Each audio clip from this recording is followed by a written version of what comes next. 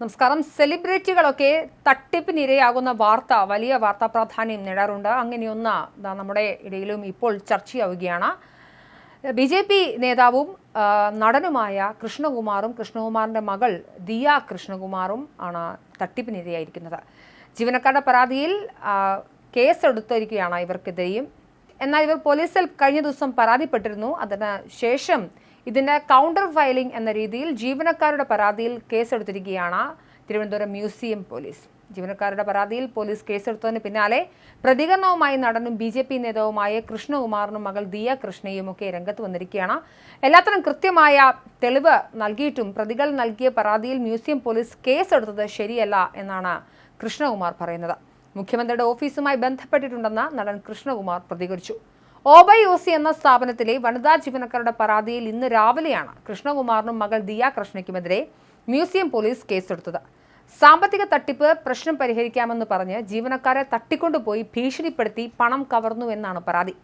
ഇവർക്കെതിരെ 2 കേസുകളാണ് museum police എടുത്തിരിക്കുന്നത്. സാധാരണ തട്ടിക്കൊണ്ടുപോകൽ കേസുകൾ ഇരകളുടെ ബന്ധുക്കളാണ് നൽകാറുള്ളത്. ഇവിടെ പരാതിക്കാർ നേരിട്ടെത്തി തട്ടിക്കൊണ്ടുപോയി എന്ന് പരാതി നൽകി.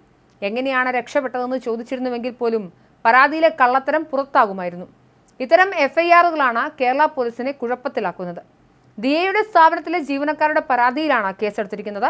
ജീവനക്കാർ 69 ലക്ഷം രൂപ തട്ടിയെടുത്തെന്ന് കൃഷ്ണകുമാർ മുമ്പ് പരാതി നൽകിയിരുന്നു. ഈ പരാതിയിൽ പോലീസ് ജീവനക്കാർക്കെതിരെ കേസെടുത്തിരുന്നു. ഇതിന് പിന്നാലെയാണ് കൃഷ്ണകുമാറിനും മകൾക്കുമെതിരെ ജീവനക്കാർ പരാതി നൽകിയത്. പരാതി വ്യാജമെന്നാണ് കൃഷ്ണകുമാറിന്റെ പ്രതികരണം. 69 ലക്ഷം രൂപ ജീവനക്കാർ തട്ടിയെടുത്തെന്നും കൃഷ്ണകുമാർ പറഞ്ഞു. തെറ്റ് സംബന്ധിച്ച ജീവനക്കാർ 8 ലക്ഷം രൂപ തിരിച്ചു നൽകി. ജീവനക്കാരുടെ പരാതി വ്യാജമാണെന്നും ഏത് തരത്തിലുള്ള അന്വേഷണം നേരിടാനും തങ്ങൾ തയ്യാറാണെന്നും കൃഷ്ണകുമാർ പ്രതികരിച്ചു. തട്ടിക്കൊണ്ടുപോയി ഭീഷണിപ്പെടുത്തി പണം കവർന്നു എന്നാണ് കൃഷ്ണകുമാറിനും ദിയയ്ക്കുമെതിരെ മ്യൂസിയം പോലീസ് ചുമത്തിയിരിക്കുന്ന വകുപ്പ്.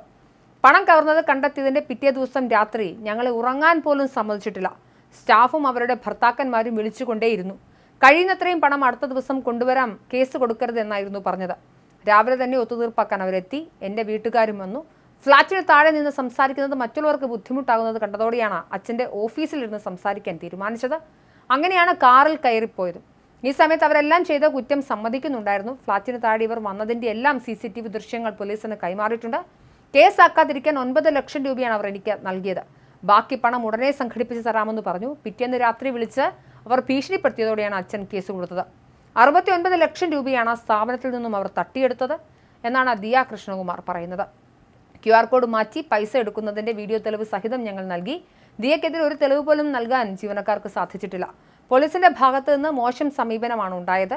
എൻ്റെ ജീവിതത്തിൽ ആദ്യമായാണ് ഒരു പോലീസ് ഉദ്യോഗസ്ഥൻ ഇത്ര വൈരാഗ്യപരമായി പെരുമാറുന്നത്. എല്ലാത്തിനും കൃത്യമായി തെളിവ് നൽകിയിട്ടും പ്രതികൾ നൽകിയ പരാതിയിൽ മ്യൂസിയം പോലീസ് കേസെടുത്തത് ശരിയല്ല. മുഖ്യമന്ത്രിയുടെ ഓഫീസുമായി ബന്ധപ്പെട്ടിട്ടുണ്ടെന്നും കൃഷ്ണകുമാർ പറഞ്ഞു. എന്തായാലും ദിയ കൃഷ്ണകുമാറിന് 69 ലക്ഷം രൂപയാണ് തങ്ങളുടെ ജീവനക്കാരുടെ തട്ടിപ്പിൽ നിന്നും അവർക്ക് നഷ്ടമായിരിക്കുന്നത്. OBOC എന്ന അവരുടെ ആഭരണ കച്ചവട കേന്ദ്രത്തിൽ നിന്നാണ് ഇത്തരത്തിലൊരു തട്ടിപ്പ് നടത്തിയിരിക്കുന്നത്. QR കോഡ് മാറ്റി നൽകിയാണ് ജീവനക്കാർ തട്ടിപ്പ് നടത്തിയിരിക്കുന്നതിന്റെ വ്യക്തമായ തെളിവുകളും CCTV ദൃശ്യങ്ങളും ദിയ കൃഷ്ണ പോലീസിന് കൈമാറിയിട്ടുണ്ട്.